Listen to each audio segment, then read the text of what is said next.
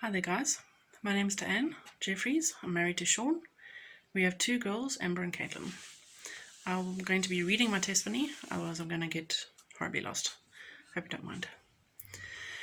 I grew up in a Christian home. There were lots of memories I've learned to block out. One of the good ones, I remember my mom doing family devotions with us in the mornings before school. Another one was going to holiday Bible clubs. At one of them, after one of the lessons, I went to speak to a leader about giving my heart to Jesus. My dad travelled for most of my childhood, so I wasn't home a lot. It felt like it was just my mom bringing up three kids. She had to be tough as nails, and I love her to absolute bits. Something happened that hurt me deeply, emotionally and mentally during my childhood, that shaped me into who I am today.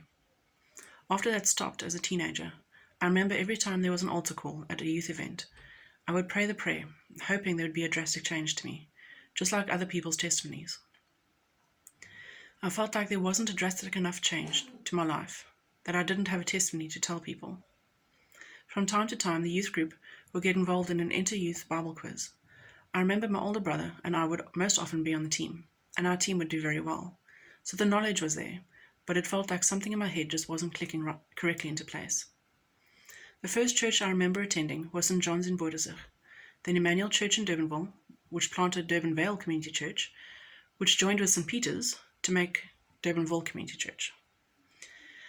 When I finished matric in 2001, I started a part-time job at a photo shop in Canal Walk, and in March 2002, my mom and younger brother moved to the USA to be with my dad, but I decided to stay. My world fell apart. I went to Bible college in 2002 under duress. During that year, I rebelled in a few ways, and my attitude did not have me in a good place. To the point where I thought, until I recently found my certificate, that I had actually failed the year. I was still attending DCC, not as often, but at least once a month. I would feel guilty not going every week, but would use my job as an excuse, because we were open 7 days a week. 2003, I started seeing someone I had met in the centre where I worked. I was arrogant enough to tell him, when he asked me out, I needed to pray about it, to which he went on to tell me how he had planned to study to be a priest, but had gotten married instead, had a child, and was now divorced. After the time of prayer, I agreed to go out with him, and that is where a lot of my rebellion happened. This segue of life took 18 months, the last 6 months of which he went to work on the cruise ships. Looking back on it now, I can't help thinking that maybe God was saying to me, you think this is what you want, that this is what's best for you. Okay, I'll let you have it, just to show that actually I know best. You need me, not what you think you want. With earning a salary comes responsibility of paying bills. My bills always exceeded my salary, so I would try to figure out who to pay just enough to keep them happy, but still have enough to buy food. At times I would literally pay one account just to have credit to buy food to survive. Looking back, God definitely provided for me, even though I was basically thumbing my nose at him. During 2004, God started working on teaching me some things that I can see now. Forgiveness, he provides, and his timing is perfect. Forgiveness was a long lesson to learn, but the main thing was that how can I harbor unforgiveness against someone, or put a limitation to that forgiveness I give, no matter what they have done to me, physically, emotionally, or mentally, when God has forgiven me so much, unconditionally. He has removed my sins from me as far as the east is from the west. If he has done that, how can I not forgive someone else completely and unconditionally? God's forgiveness restores relationships between him and us. It also restores relationships when we forgive. Through God's strength and mercy, he gave me the ability to forgive the person that hurt me in my childhood. God restored that relationship through his love, despite me wanting to put limitations on it. He overcame my stubbornness and has completely restored what was once shattered to unrecognizable pieces. Only God can take something so broken and fix it and restore it to make something beautiful that can work for good, that can work to fulfill his plan. It wasn't long after I visited my parents overseas in 2004, it was a 21st birthday present from them to me, that I became extremely unhappy at work and with my relationship with my boyfriend. I was feeling the push to make my faith a priority. I broke up with him as step 1. Step 2, finding a regular hour job took a bit longer and was where I saw his provision clearly. When I first started working at the photo shop, I was introduced to everyone working there, including my future brother-in-law. I would spend quite a lot of time with his family and met Sean and had some interesting discussions. One of which was how he always wanted to marry an Afrikaans Macy, because she would know how to cook. Which made me think often, well, what's wrong with me? He was the one who gave me a job ad for a receptionist at the church he was attending in Edgemead, and suggested that if I wanted to get out of the retail industry to normal working hours, that maybe I should apply. I did, and I got the job. It was only a 6-month contract with a chance to extend it, but it gave me the chance to attend church regularly, to attend Bible study, and to get involved in kids ministry. When they decided not to renew my contract, I was desperate. At that time, I had my dad's mom and brother staying with me and having to help support them as well. So being without a job was not an option. I prayed and sent out CVs and prayed. God works miracles, because I did get work. It was temp jobs, but as one ended, another one would crop up, and not one of them came from the CVs I'd sent out. God is good, even when his children openly rebel against him. During this time, I was attending Bible study and was halfway through what would turn out to be my last temp job.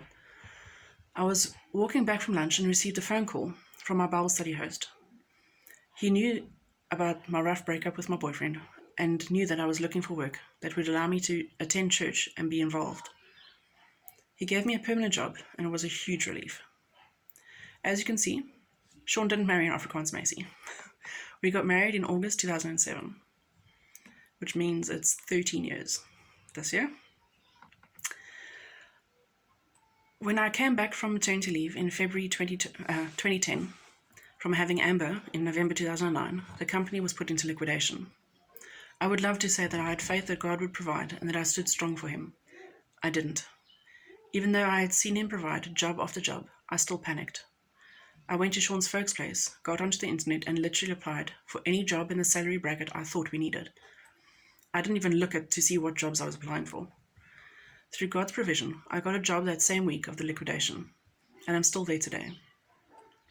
Even having seen his provision and perfect timing so clearly, it is still a daily lesson I'm learning. So often I have the feeling, why couldn't I met this person before that happened, so I don't have to go through it, or stop me from making this or that mistake? To which the answer comes from various places or people, that the person I am today is because of what has happened previously. I would be a totally different person today if I had not experienced what I did, had not made the mistakes I did, and lived through the consequences. Another answer I get is that God uses broken things all the time. He doesn't need us to be whole or strong or able to stand on our own. He uses us to show his glory. Through our weakness, his strength shines through. He does give us more than what we can handle ourselves. Otherwise, how would we lean on his strength? We wouldn't need him if we only got what we could deal with. Through this lockdown, I've had some very dark days, vacillating between anger, anxiety, couldn't care, self-deprecation, and just trying to breathe. I never doubted God in any way, but I doubted me. I would doubt that I really belonged to him, or if I was just pretending all these years. I've been afraid to be too radical for him, because then that would paint a bullseye on my back for Satan to attack. After all, he doesn't attack those that aren't doing anything for God. I listened to a lot of Ravi Zacharias, Nabil Qureshi, and also David Wood, during those dark days. Something David said in his testimony really rocked me. He says he would be riveted by testimonies of people who grew up in Christian homes, who didn't have a radical change in life from before to after accepting Christ, because they were already submerged in the lifestyle. Testimonies of people who had these radical changes would bore him, because that was his experience. So to him, those were the ordinary stories. I was shocked because I thought in those early years that I needed to do something to create that radical difference. Otherwise, I don't have a story to tell. After all, you can't be a real Christian if one can't see the difference between before and after conversion. I realized God uses all stories. Don't try to force a better conversion story. God is in the everyday, ordinary life, and through him, it becomes an extraordinary story about him. These lessons about forgiveness, God's provision, and his timing is perfect. Focus us on him. God provides, God protects. Sometimes God shows us that what we need is Him alone, by giving us what we think we need, so we can realize that He is all we need. God has never left His throne. He is in control. His strength, love, forgiveness, mercy, and grace. Unconditional, unchanging, unfailing. What a wretch am I, that through years of time, through ways of experiences, I still need to daily, hourly remember you are God. You are all I need. Broken as I am, your hands make me new. You take all of me that has been shattered. You shine your glory through. Your strength keeps me together. Your hands mold me. Your word sustains me. And I can have only one response. Praise and glory be to you, my Abba Father.